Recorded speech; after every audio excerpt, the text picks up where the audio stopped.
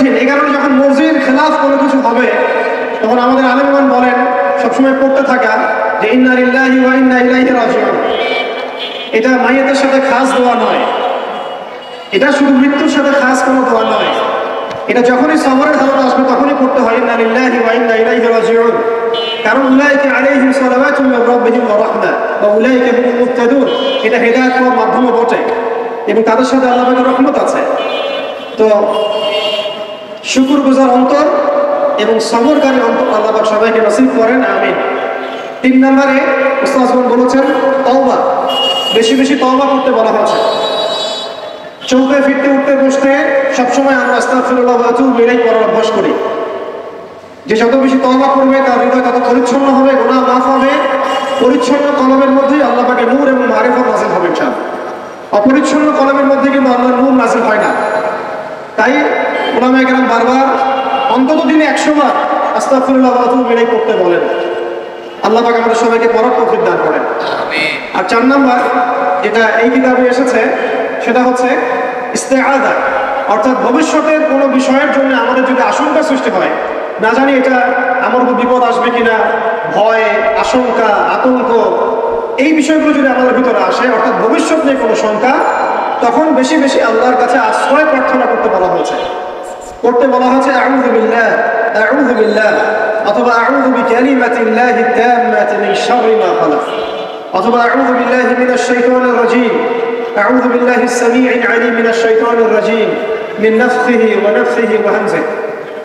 একবার আমার মনে আছে যে একটা জটিল মাসালা নিয়ে আমরা আমাদের মুহতারাম খতিব সাহেব বাইতুল মুকাররমের বর্তমান খতিব সাহেব তার দ্বারস্থ হয়েছিলাম। একটা মুশকিলা দেখা দিয়েছে, একটা দোয়া শিখিয়ে দেন যে দোয়ায় আমল করলে ইনশাআল্লাহ এটা চলে যাবে। তা আমাকে তিনি পার্সোনালি বলেছিলেন যে এই দোয়াটা যেটা আমি এখন শিখিয়ে দিচ্ছি আপনাকে, এই দোয়াটা জিবরাইল আলাইহিস সালাম রাসূলুল্লাহ সাল্লাল্লাহু আলাইহি ওয়াসাল্লামকে শিখিয়ে দিয়েছিলেন এবং রাসূলুল্লাহ সাল্লাল্লাহু আলাইহি ওয়াসাল্লাম এই দোয়াটা খালিদ বিন ওয়ালিদ রাদিয়াল্লাহু আনহুকে শিখিয়ে দিয়েছিলেন।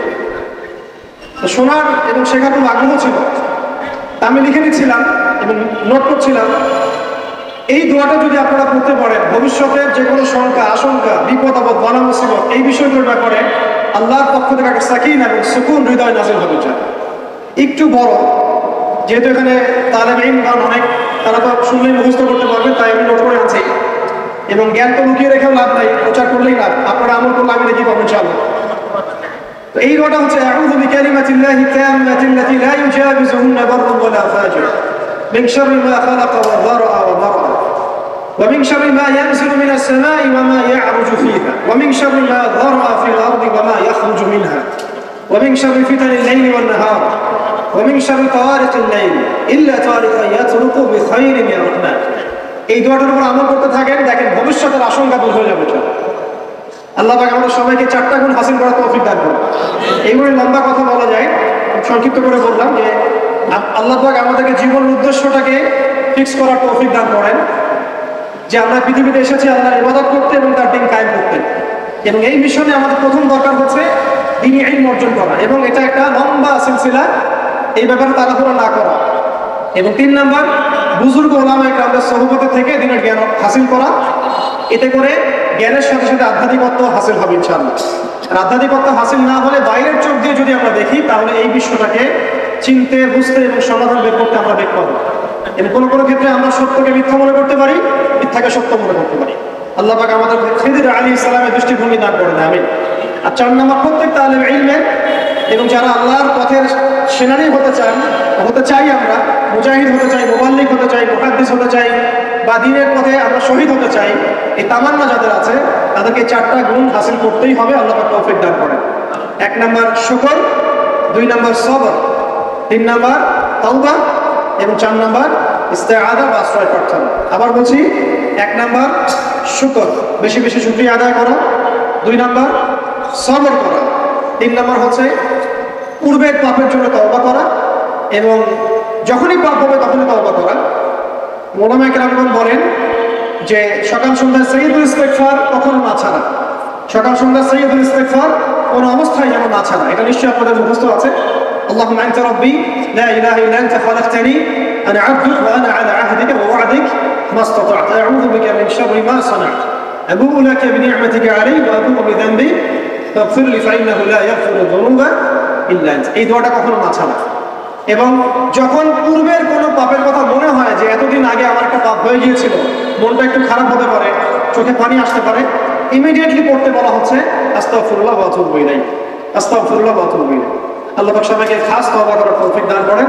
এবং 4 নম্বর হচ্ছে আমাদের জন্য জরুরি, সেটা হলো ইস্তেআযা বা আল্লাহ পাকের কাছে আশ্রয় প্রার্থনা করা। আল্লাহ রাব্বুল আলামিন আমাদের সবাইকে তার কাছে আশ্রয় প্রার্থনা করার তৌফিক নসিব করেন, আমিন। আচ্ছা, আমরা সংক্ষিপ্ত করে শেষ করে দিচ্ছি, কারণ ওলামায়ে চলে আসছেন, তো আমাকে আরো ছোট করতে হচ্ছে। আসসালামু আলাইকুম। আপনি বলবেন না? ঠিক আছে, আপনার জিম্মাদারি পালন করতেছে। তো 4টা বিষয় বলেছি আমি। 5 নম্বরটা হচ্ছে যে চলমান যে ফিতনাগুলো আছে আমাদের সামনে, এই ফিতনাগুলোকে কাগজে কলমে আইডেন্টিফাই করা। আমি সহজ করে নিই আপনাদের জন্য। আমাদের সামনে ফিতনাগুলো কয়েকটা ক্ষেত্রে বিভক্ত। একটা হচ্ছে ব্যক্তিগত ক্ষেত্রে ফিতনা, একটা হলো আমাদের শিক্ষা ক্ষেত্রের ফিতনা, একটা হলো আমাদের অর্থনৈতিক ক্ষেত্রের ফিতনা, একটা হলো সাংস্কৃতিক ক্ষেত্রের ফিতনা, একটা পারিবারিক ক্ষেত্রে এবং একটা রাষ্ট্রীয় ক্ষেত্রে, এবং এর চেয়ে বড় পরিসরে আছে বৈশ্বিক ক্ষেত্রে কিছু ফিতনা। এই ফিতনাগুলোকে আমাদেরকে কাগজে কলমে এবং আল্লাহর নূর দিয়ে, কোরআন সুন্নাহর চোখ দিয়ে আইডেন্টিফাই করতে হবে এবং সেগুলোকে সমাধানের পথ খুঁজে বের করতে হবে। আল্লাহ পাক আমাদের সবাইকে তৌফিক দান করেন, আমিন। 6 নম্বর হচ্ছে যে আমাদের যে গন্তব্য যে আমরা চাই আল্লাহর জমিনে দিন কায়েম হোক, এই গন্তব্যে ইস্তেকামাত ধরে রাখা বা ধারাবাহিকতা বজায় রাখা। এমন যেন না হয় যে আমাদের কিছুদিনের কাজ খুব গতিসম্পন্ন হচ্ছে এবং বাকি কাজ মন্থর হচ্ছে, এমনটা যেন না হয়। সিরাতের সুন্নতে নবী সাল্লাল্লাহু আলাইহি ওয়াসাল্লাম যেভাবে দীর্ঘ 23 বছর তার দাওয়াত এবং জিহাদের মিশন চালিয়েছেন, এইভাবে আমরা যেন আমাদের এই গন্তব্যটাকে হাসিল করতে পারি এবং সবর বজায় রাখি, ইস্তেকামা ধরে রাখি, আধ্যাত্মিকতা ধরে রাখি এবং যা জানি তার উপর আমল করার চেষ্টা করি, সুন্নাহ ভিত্তিক জীবনযাপন করার চেষ্টা করি। আল্লাহ সবাইকে তৌফিক দান করেন। 7 নম্বর দরকার হচ্ছে আমাদের হালাল রিজিক। যদি রিজিকটা আমাদের হালাল না হয়, তাহলে এই যে এত বড় বড় কথা বলছি বা এত বড় স্বপ্ন দেখছি, এগুলো কিন্তু ভাই আসলে বাস্তবায়ন করা খুব কঠিন হবে। আধুনিক অসংখ্য দরুদ এবং সালাত বর্ষিত হোক প্রিয় নবী সাল্লাল্লাহু আলাইহি ওয়াসাল্লামের প্রতি। আল্লাহুম্মা সাল্লি ওয়া সাল্লিম আলা নবিয়্যিনা মুহাম্মদ ওয়া আলা আলিহি ওয়া আসহাবিহি আজমাইন। সম্মানিত উপস্থিতি, ওলামায়ে কেরাম, বুজুর্গানে দিন যারা আজকের এই মজলিসে উপস্থিত আছেন, সকলকে হৃদয়ের অন্তঃস্থল থেকে আমরা সালাম জানাই। আসসালামু আলাইকুম ওয়া রাহমাতুল্লাহি ওয়া বারাকাতুহু। দীর্ঘ আলোচনা হয়েছে, বরেন ওলামায়ে কেরাম আছেন, দীর্ঘ নসিহত আপনারা শুনেছেন। আমি খুব অল্প কথায় মুখতাসার কিছু কথা বলে আমার আলোচনা রীতি টানবো ইনশাআল্লাহ। ওয়া তাওফীকি ইল্লা বিল্লাহ আলাইহি তাওয়াক্কালতু ওয়া ইলাইহি উনীব। আমাদের আবরার ভাই আমাকে বলেছিলেন যে তারুণ্যের এই ফিতনাময় পরিবেশে তারুণ্যের বা তরুণ প্রজন্মের কি কি বিষয় করণীয়, এর উপরে একটা মুখতাসার বয়ান প্রস্তুত করতে। আমি চেষ্টা করছি মোটা দাগে শুধু 10টা কথা বলার জন্য। আল্লাহ পাক আমাদের সবাইকে শুনে বুঝে আমল করার তৌফিক দান করেন। আমার সামনে যারা বসে আছেন সবাই তরুণ ভাই। তো প্রথম যে কথাটা আমি আলোচ করতে চাই সকলের উদ্দেশ্যে, এটা সকলের ক্ষেত্রেই প্রযোজ্য। প্রথম আমাদেরকে আমাদের জীবনের উদ্দেশ্যটাকে ফিক্স করতে হবে। আমরা পৃথিবীতে কি উদ্দেশ্যে এসেছি, এই উদ্দেশ্যটাকে বোঝা এবং সেই অনুযায়ী আমল করা, এটা হলো আমাদের জীবনের প্রথম কাজ। উপস্থিত তারুণের প্রতি আমার প্রথম আজকের নাসিহাত যে আমরা যেন আমাদের জীবনের লক্ষ্য এবং উদ্দেশ্যটাকে উপলব্ধি করতে সক্ষম হই। আল্লাহ পাক সবাইকে তৌফিক দান করেন। এই বিষয়ে দুটো কথা আলোচনা করতে চাই। একটা তো আল্লাহ পাক সূরা যারিয়াতের মধ্যে বলেছেন, বা'দা আউযু বিল্লাহি মিনাশ শাইতানির রাজীম, ওয়া মা খালাকতুল জিন্না ওয়াল ইনসা ইল্লা লিয়াবুদুন। আমি জিন জাতি এবং মানব জাতিকে শুধুমাত্র আমার ইবাদত করার জন্যই সৃষ্টি করেছি। তো এখান থেকে আমরা বুঝতে পারছি যে পৃথিবীতে আল্লাহ পাক আমাদেরকে পাঠিয়েছেন শুধুমাত্র তার ইবাদত করার জন্যই। আর এটা আল্লাহ পাকের অনেক বড় দয়া যে আল্লাহ রাব্বুল আলামিন আমাদের ব্যক্তিগত কাজ, অর্থনৈতিক কাজ, আমাদের ব্যবসা বাণিজ্য, পরিবার, স্ত্রী সন্তান মুআমালাত, মুআশারাত এগুলোকে ইবাদতের মধ্যে অন্তর্ভুক্ত করেছেন যদি আমরা তো একটা শর্ত পূরণ করতে পারি। কাজগুলো যদি আল্লাহ পাকের সন্তুষ্টির জন্য হয় এবং রাসূল সাল্লাল্লাহু আলাইহি ওয়াসাল্লামের তরিকা মোতাবেক হয় এবং রিজিক যদি হালাল হয়, ইনশাআল্লাহ তাআলা স্ত্রীর মুখে অন্ন তুলে দেওয়াও নেকির কাজ বলে গণ্য হবে ইনশাআল্লাহ। তো এই পৃথিবীতে এসেছি আমরা দুটো উদ্দেশ্য নিয়ে। একটা হলো আল্লাহ রাব্বুল আলামিনের ইবাদত করা, যেমনটা আমরা বললাম ওয়া খালাকুল জিন্না ওয়াল ইনসা ইল্লা লিয়াবুদুন। আরেকটা উদ্দেশ্য আছে আমাদের পৃথিবীতে আসা, সেটা হচ্ছে আল্লাহ রাব্বুল আলামিনের জমিনে আল্লাহ পাকের দ্বীনটাকে কায়েম করা, বাস্তবায়ন করার চেষ্টা করা। এই ব্যাপারে আল্লাহ পাক আমাদেরকে স্পষ্ট আদেশ দিয়েছেন। সূরা আল ইমরানেও বলেছেন কুনতুম খায়রা উম্মাহ উখরিজাত লিন-নাস তা'মুরুনা বিল মা'রুফ ওয়া তানহাউনা 'আনিল মুনকার ওয়া তু'মিনুনা বিল্লাহ। একইভাবে আল্লাহ রাব্বুল আলামিন সূরা মুহাম্মাদের মধ্যে বলেছেন ইন তানসুরুল্লাহ ইয়ানসুরকুম ওয়া ইউসাব্বিত আকদামাকুম। তোমরা যদি আল্লাহর দ্বীনকে সাহায্য করো, আল্লাহকে সাহায্য করো, তাহলে আল্লাহ পাকও তোমাদেরকে সাহায্য করবেন। ওয়া ইউসাব্বিত আকদামাকুম, তোমাদের পা আল্লাহ পাক শক্ত করে রাখবেন। আর ওয়া ইন তাতাওয়াল্লাউ ইস্তাবদিল কওমান গায়রাকুম, আর তোমরা যদি মুখ ফিরিয়ে নাও, পৃষ্ঠ প্রদর্শন করো, তাহলে জেনে রাখো আল্লাহ পাক অন্য কওমকে তোমাদের স্থলাভিষিক্ত করবেন এবং তারা তোমাদের মতো হবে। এই আয়াতগুলো থেকে আমরা বুঝতে পারছি যে আল্লাহ রাব্বুল আলামিনের জমিনে তার দ্বীন কায়েম করা, তার দ্বীনের সহযোগী হওয়া, দ্বীন ইকামতে দ্বীনের কাজ করা, দ্বীন প্রতিষ্ঠার জন্য কাজ করা, এটা আমাদের পৃথিবীতে আসার অন্যতম একটা উদ্দেশ্য।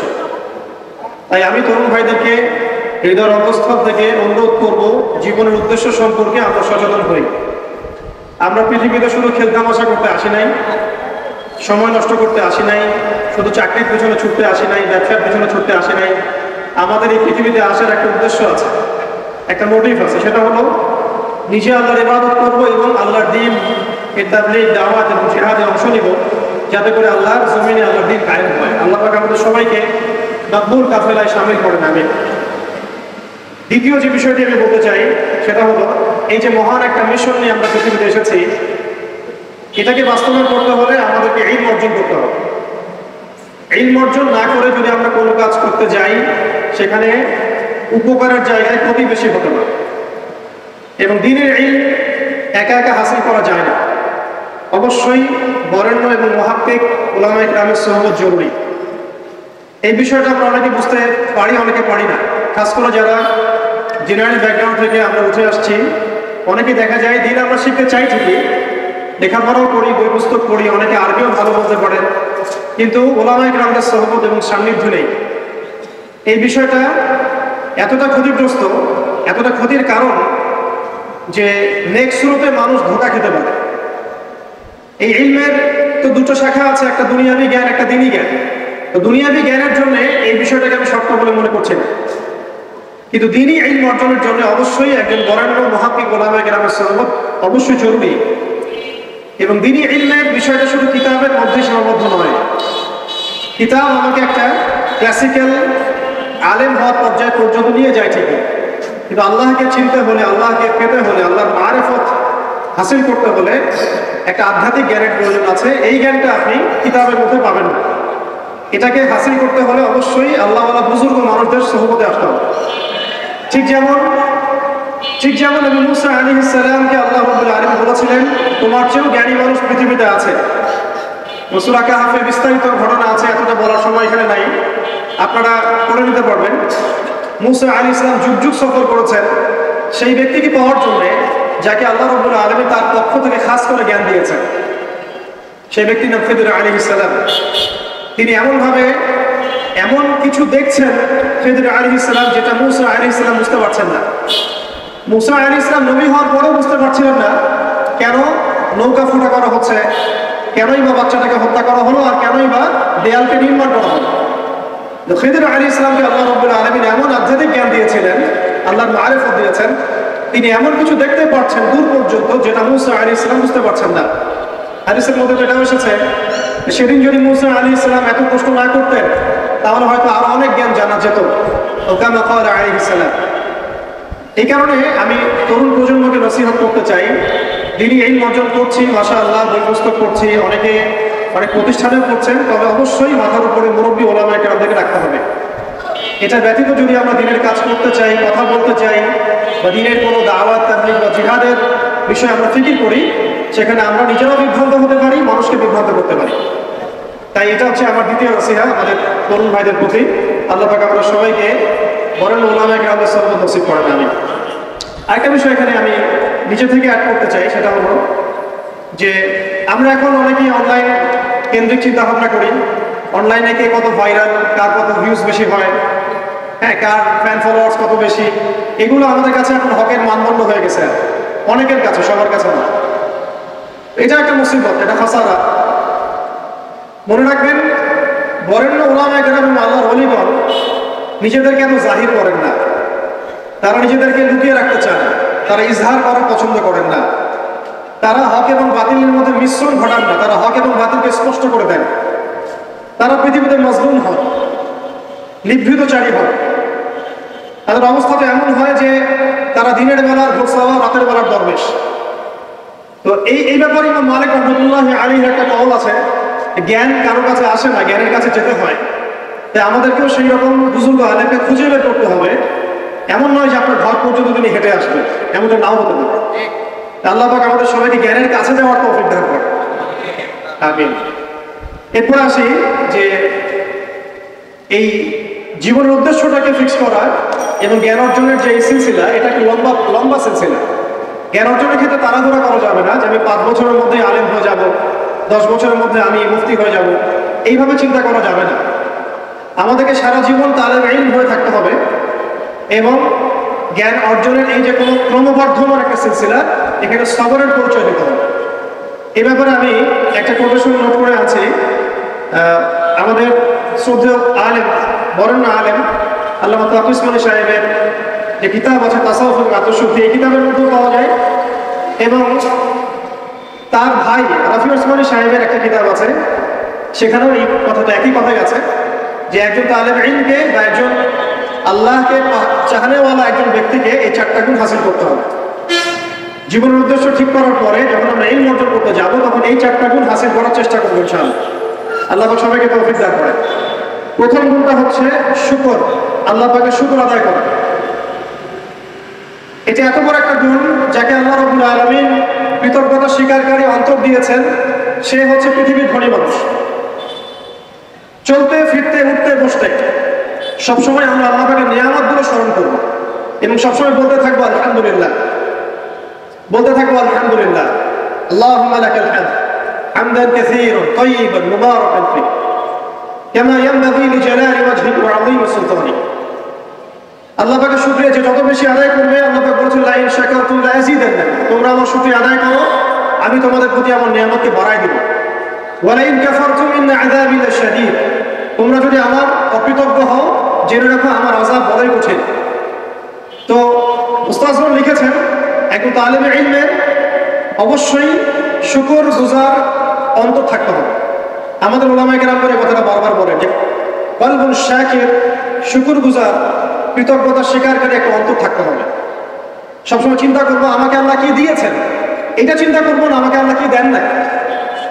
আল্লাহ পাক আমাকে সুস্থ রেখেছেন, নিরাপত্তা দিয়েছেন, আমি খাচ্ছি, পান করছি। এই যে নিয়ামত, আল্লাহ পাকের যে অগণিত নিয়ামত, এটাকে স্মরণ করা এবং সে অনুযায়ী শুকরিয়া আদায় করা। আল্লাহ পাক সবাইকে শুকরিয়া আদায় করার তৌফিক দান করেন।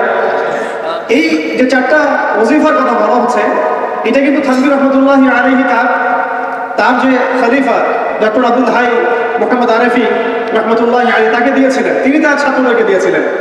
এটা আপনারা তাসাউফ আত্মশুদ্ধি বইয়ের মধ্যে পাবেন। দ্বিতীয় এখানে যে বিষয়টা বলা হয়েছে সেটা হলো সবর করা।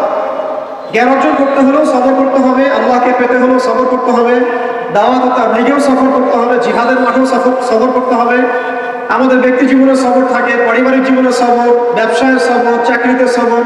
যেটাই আমার মর্জির খেলাফ হচ্ছে তখনই সবর করতে হয়, আর এটা একটু কঠিন। এই কারণে আল্লাহ রাব্বুল আলামিন সবরের সাথে মাইয়াতের ঘোষণা দিয়েছেন। যে ব্যক্তি সবর করবে আল্লাহ তার সাথে থাকবেন ইনশাআল্লাহ। এই জন্য আল্লাহ পাক বলেছেন ইন্নাল্লাহা মা'আস সাবিরিন, সবরকারীদের সাথে আল্লাহ পাক আছেন। এটা কঠিন। এই কারণে যখন মর্জির খেলাফ কোনো কিছু হবে, তখন আমাদের আলেমগণ বলেন সবসময় পড়তে থাকা যে ইন্না লিল্লাহি ওয়া ইন্না ইলাইহি রাজিউন। এটা মাইয়াতের সাথে খাস দোয়া নয়, এটা শুধু মৃত্যুর সাথে খাস কোনো দোয়া নয়, এটা যখনই সবরের হালত আসবে তখনই পড়তে হয় ইন্না লিল্লাহি ওয়া ইন্না ইলাইহি রাজিউন। কারণ উলাইকা আলাইহিম সালাওয়াতুম মির রাব্বিহিম ওয়া রাহমা ওয়া উলাইকা হুমুল মুহতাদুন। এটা হেদায়েত পাওয়ার মাধ্যমও বটে এবং তাদের সাথে আল্লাহ পাকের রহমত আছে। তো শুকরগুজার অন্তর এবং সবরকারী অন্তর আল্লাহ পাক সবাইকে নসিব করেন, আমিন। 3 নম্বরে উস্তাদগণ বলেছেন তওবা, বেশি বেশি তওবা করতে বলা হয়েছে। চলতে ফিরতে উঠতে বসতে সবসময় আমরা আস্তাগফিরুল্লাহ ওয়া আতুবু ইলাইহি পড়ার অভ্যাস করি। যে যত বেশি তওবা করবে তার হৃদয় তত পরিচ্ছন্ন হবে, গুনাহ মাফ হবে। পরিচ্ছন্ন কলমের মধ্যেই আল্লাহ পাকের নূর এবং মারিফত নাযিল হবে ইনশাআল্লাহ। অপরিচ্ছন্ন কলমের মধ্যে কিন্তু আল্লাহর নূর নাযিল হয় না। তাই উলামায়ে কেরাম বারবার অন্তত দিনে 100 বার আস্তাগফিরুল্লাহ ওয়া আতুবু ইলাইহি পড়তে বলেন। আল্লাহ পাক আমাদের সবাইকে পড়ার তৌফিক দান করেন, আমিন। আর 4 নাম্বার যেটা এই কিতাবে এসেছে সেটা হচ্ছে ইস্তেআযা, অর্থাৎ ভবিষ্যতের কোনো বিষয়ের জন্য আমাদের যদি আশঙ্কা সৃষ্টি হয়, না জানি এটা আমার উপর বিপদ আসবে কিনা, ভয়, আশঙ্কা, আতঙ্ক, এই বিষয়গুলো যদি আমাদের ভিতরে আসে, অর্থাৎ ভবিষ্যৎ নিয়ে কোনো শঙ্কা, তখন বেশি বেশি আল্লাহর কাছে আশ্রয় প্রার্থনা করতে বলা হয়েছে। আউযু বিল্লাহ অথবা আউযু বিকালিমাতিল্লাহি তাম্মাতি মিন শাররি মা খালাক অথবা আউযু বিল্লাহি মিনাশ শাইতানির রাজীম আউযু বিল্লাহিস সামিউল আলীম মিনাশ শাইতানির রাজীম মিন নাফখিহি ওয়া নাফসিহি ওয়া হামজিহি। একবার আমার মনে আছে যে একটা জটিল মাসালা নিয়ে আমরা আমাদের মোহতারাম খতিব সাহেব বাইতুল মুকাররমের বর্তমান খতিব সাহেব তার দ্বারস্থ হয়েছিলাম। একটা মুশকিলা দেখা দিয়েছে, একটা দোয়া শিখিয়ে দেন যে দোয়ায় আমল করলে ইনশাআল্লাহ এটা চলে যাবে। তা আমাকে তিনি পার্সোনালি বলেছিলেন যে এই দোয়াটা যেটা আমি এখন শিখিয়ে দিচ্ছি আপনাকে, এই দোয়াটা জিবরাইল আলাইহিস সালাম রাসূলুল্লাহ সাল্লাল্লাহু আলাইহি ওয়াসাল্লামকে শিখিয়ে দিয়েছিলেন এবং রাসূলুল্লাহ সাল্লাল্লাহু আলাইহি ওয়াসাল্লাম এই দোয়াটা খালিদ বিন ওয়ালিদ রাদিয়াল্লাহু আনহুকে শিখিয়ে দিয়েছিলেন। তো শোনার এবং শেখার খুব আগ্রহ ছিল, তা আমি লিখে দিচ্ছিলাম এবং নোট করছিলাম। এই দোয়াটা যদি আপনারা পড়তে পারেন, ভবিষ্যতের যে কোনো শঙ্কা, আশঙ্কা, বিপদ আপদ, বালা মুসিবত, এই বিষয়গুলোর ব্যাপারে আল্লাহর পক্ষ থেকে একটা সাকিনা এবং সুকুন হৃদয় নাযিল হবে। একটু বড়, যেহেতু এখানে তালেব ইলম অনেক, তারা তো শুনলেই মুখস্থ করতে পারবেন, তাই আমি নোট করে আছি। এবং জ্ঞান তো লুকিয়ে রেখেও লাভ নাই, প্রচার করলেই লাভ, আপনারা আমল করলে আমি দেখি পাবেন ইনশাআল্লাহ। তো এই দোয়াটা হচ্ছে আউযু বিকালিমাতিল্লাহি তাম্মাতি আল্লাতী লা ইউজাবিজুহুন্না বাররুন ওয়ালা ফাজির মিন শাররি মা খালাকা ওয়া যারআ ওয়া বারআ ওয়া মিন শাররি মা ইয়ানজিলু মিনাস সামাই ওয়া মা ইয়া'রুজু ফীহা ওয়া মিন শাররি মা যারআ ফিল আরদি ওয়া মা ইয়াখরুজু মিনহা ওয়া মিন শাররি ফিতানিল লাইলি ওয়ান নাহার ওয়া মিন শাররি তাওয়ারিকিল লাইল ইল্লা তাওয়ারিকান ইয়াতরুকু বিখাইরিন মির রাহমান। এই দোয়াটার উপর আমল করতে থাকেন, দেখেন ভবিষ্যতের আশঙ্কা দূর হয়ে যাবে। আল্লাহ পাক আমাদের সবাইকে 4টা গুণ হাসিল করার তৌফিক দান করুন। এইগুলো লম্বা কথা বলা যায়, সংক্ষিপ্ত করে বললাম যে আল্লাহ পাক আমাদেরকে জীবনের উদ্দেশ্যটাকে ফিক্স করার তৌফিক দান করেন, যে আমরা পৃথিবীতে এসেছি আল্লাহর ইবাদত করতে এবং তার দিন কায়েম করতে। এবং এই মিশনে আমাদের প্রথম দরকার হচ্ছে দ্বীনি ইলম অর্জন করা, এবং এটা একটা লম্বা সিলসিলা, এই ব্যাপারে তাড়াহুড়ো না করা। এবং 3 নাম্বার, বুজুর্গ ওলামায়ে কেরামদের সোহবত থেকে দ্বীনের জ্ঞান হাসিল করা। এতে করে জ্ঞানের সাথে সাথে আধ্যাত্মিকত্ব হাসিল হবে ইনশাআল্লাহ। আর আধ্যাত্মিকত্ব হাসিল না হলে বাইরের চোখ দিয়ে যদি আমরা দেখি, তাহলে এই বিশ্বটাকে চিনতে, বুঝতে এবং সমাধান বের করতে আমরা বেগ পাবো। এবং কোনো কোনো ক্ষেত্রে আমরা সত্যকে মিথ্যা মনে করতে পারি, মিথ্যাকে সত্য মনে করতে পারি। আল্লাহ পাক আমাদের খিদির আলাইহিস সালামের দৃষ্টিভঙ্গি দান করেন, আমিন। আর 4 নাম্বার, প্রত্যেক তালেব ইলমের এবং যারা আল্লাহর পথের সেনানী হতে চাই, আমরা মুজাহিদ হতে চাই, মুবাল্লিগ হতে চাই, মুহাদ্দিস হতে চাই, বা দ্বীনের পথে আমরা শহীদ হতে চাই, এই তামান্না যাদের আছে তাদেরকে 4টা গুণ হাসিল করতেই হবে। আল্লাহ পাক তৌফিক দান করেন। 1 নাম্বার শুকর, 2 নাম্বার সবর, 3 নাম্বার তাওবা এবং 4 নাম্বার ইস্তেআযা বা আশ্রয় প্রার্থনা। আবার বলছি, 1 নাম্বার শুকর, বেশি বেশি শুকরিয়া আদায় করা, 2 নাম্বার সবর করা, 3 নাম্বার হচ্ছে পূর্বের পাপের জন্য তওবা করা, এবং যখনই পাপ হবে তখনই তওবা করা। ওলামায়ে কেরামগণ বলেন যে সকাল সন্ধ্যা সাইয়্যিদুল ইস্তিগফার কখনো না ছাড়া, সকাল সন্ধ্যা সাইয়্যিদুল ইস্তিগফার কোনো অবস্থায় যেন না ছাড়া। এটা নিশ্চয়ই আপনাদের মুখস্থ আছে। আল্লাহুম্মা আনতা রাব্বি লা ইলাহা ইল্লা আনতা খালাকতানি আনা আবদুক ওয়া আনা আলা আহদিকা ওয়া ওয়া'দিক মাসতাতা'তু আউযু বিকা মিন শাররি মা সানা'তু আবু'ু লাকা বিনি'মাতিকা আলাইয়া ওয়া আবু'ু বিযানবি ফাগফির লি ফাইন্নাহু লা ইয়াগফিরু যুনুবা ইল্লা আনতা। এই দোয়াটা কখনো না ছাড়া। এবং যখন পূর্বের কোনো পাপের কথা মনে হয় যে এতদিন আগে আমার একটা পাপ হয়ে গিয়েছিল, মনটা একটু খারাপ হতে পারে, চোখে পানি আসতে পারে, ইমিডিয়েটলি পড়তে বলা হচ্ছে আস্তাগফিরুল্লাহ ওয়া আতুবু ইলাইহি, আস্তাগফিরুল্লাহ ওয়া আতুবু ইলাইহি। আল্লাহ পাক সবাইকে খাস তওবা করার তৌফিক দান করেন। এবং 4 নম্বর হচ্ছে আমাদের জন্য জরুরি, সেটা হলো ইস্তেআযা বা আল্লাহ পাকের কাছে আশ্রয় প্রার্থনা করা। আল্লাহ রাব্বুল আলামিন আমাদের সবাইকে তার কাছে আশ্রয় প্রার্থনা করার তৌফিক নসিব করেন, আমিন। আচ্ছা, আমরা সংক্ষিপ্ত করে শেষ করে দিচ্ছি, কারণ ওলামায়েরা চলে আসছেন, তো আমাকে আরো ছোট করতে হচ্ছে। আসসালামু আলাইকুম। আপনি বলবেন না? ঠিক আছে, বসে আপনার জিম্মাদারি পালন করতেছে। তো 4টা বিষয় বলেছি আমি। 5 নম্বরটা হচ্ছে যে চলমান যে ফিতনাগুলো আছে আমাদের সামনে, এই ফিতনাগুলোকে কাগজে কলমে আইডেন্টিফাই করা। আমি সহজ করে দিই আপনাদের জন্য। আমাদের সামনে ফিতনাগুলো কয়েকটা ক্ষেত্রে বিভক্ত। একটা হচ্ছে ব্যক্তিগত ক্ষেত্রে ফিতনা, একটা হলো আমাদের শিক্ষা ক্ষেত্রের ফিতনা, একটা হলো আমাদের অর্থনৈতিক ক্ষেত্রের ফিতনা, একটা হলো সাংস্কৃতিক ক্ষেত্রের ফিতনা, একটা পারিবারিক ক্ষেত্রে এবং একটা রাষ্ট্রীয় ক্ষেত্রে, এবং এর চেয়ে বড় পরিসরে আছে বৈশ্বিক ক্ষেত্রে কিছু ফিতনা। এই ফিতনাগুলোকে আমাদেরকে কাগজে কলমে এবং আল্লাহর নূর দিয়ে, কোরআন সুন্নাহর চোখ দিয়ে আইডেন্টিফাই করতে হবে এবং সেগুলোকে সমাধানের পথ খুঁজে বের করতে হবে। আল্লাহ পাক আমাদের সবাইকে তৌফিক দান করেন, আমিন। 6 নম্বর হচ্ছে যে আমাদের যে গন্তব্য যে আমরা চাই আল্লাহর জমিনে দিন কায়েম হোক, এই গন্তব্যে ইস্তেকামাত ধরে রাখা বা ধারাবাহিকতা বজায় রাখা। এমন যেন না হয় যে আমাদের কিছুদিনের কাজ খুব গতিসম্পন্ন হচ্ছে এবং বাকি কাজ মন্থর হচ্ছে, এমনটা যেন না হয়। সিরাতের সুন্নতে নবী সাল্লাল্লাহু আলাইহি ওয়াসাল্লাম যেভাবে দীর্ঘ 23 বছর তার দাওয়াত এবং জিহাদের মিশন চালিয়েছেন, এইভাবে আমরা যেন আমাদের এই গন্তব্যটাকে হাসিল করতে পারি এবং সবর বজায় রাখি, ইস্তেকামা ধরে রাখি, আধ্যাত্মিকতা ধরে রাখি এবং যা জানি তার উপর আমল করার চেষ্টা করি, সুন্নাহ ভিত্তিক জীবনযাপন করার চেষ্টা করি। আল্লাহ সবাইকে তৌফিক দান করেন। 7 নম্বর দরকার হচ্ছে আমাদের হালাল রিজিক। যদি রিজিকটা আমাদের হালাল না হয়, তাহলে এই যে এত বড় বড় কথা বলছি বা এত বড় স্বপ্ন দেখছি, এগুলো কিন্তু ভাই আসলে বাস্তবায়ন করা খুব কঠিন হবে, কোনো ক্ষেত্রে হয়তো সম্ভব হবে না।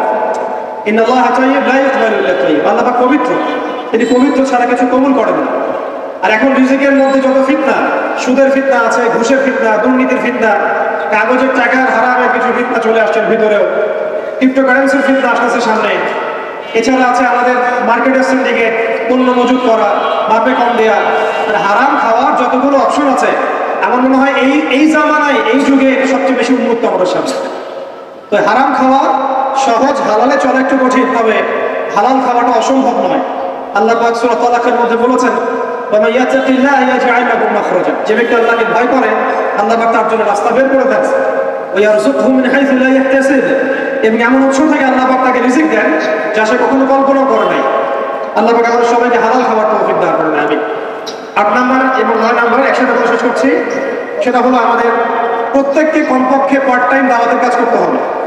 দাওয়াত এবং তাবলীগের কাজটা এটা এখন আমভাবে সকলের উপর বর্তিয়ে গিয়েছে।